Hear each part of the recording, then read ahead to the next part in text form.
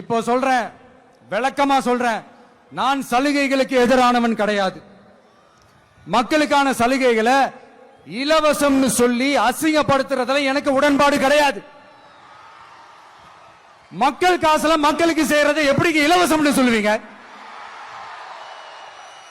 அப்படியே செஞ்சிட்டாலும் ஓசில போறேன்னு சொல்லி அசிங்கப்படுத்துறீங்க. என்ன கேட்கறதுக்கு ஆள் இல்லைன்னு நினைச்சீங்களா?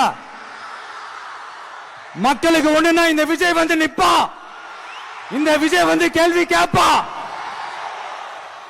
இந்த விஜய் எப்பவுமே மக்கள் பக்கம் தான், அதே மாதிரி மக்களும் என் பக்கம் தான். என் மக்கள் மானத்தோட மரியாதையோட கௌரவத்தோட வாழணும். என் மக்கள் யாருக்கும் கீழே கிடையாது.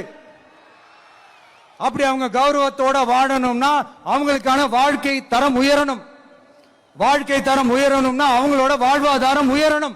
வாழ்வாதாரம் உயர்ந்தாதான் பொருளாதாரம் உயரும்.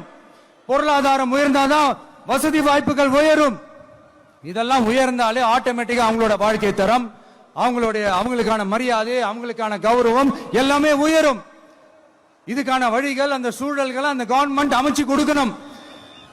இதுக்கான அந்த திட்டங்களை செயல்படுத்தணும். இதெல்லாம் செஞ்சாதான் அந்த அரசாங்கம் ஒரு நல்ல அரசாங்கம்.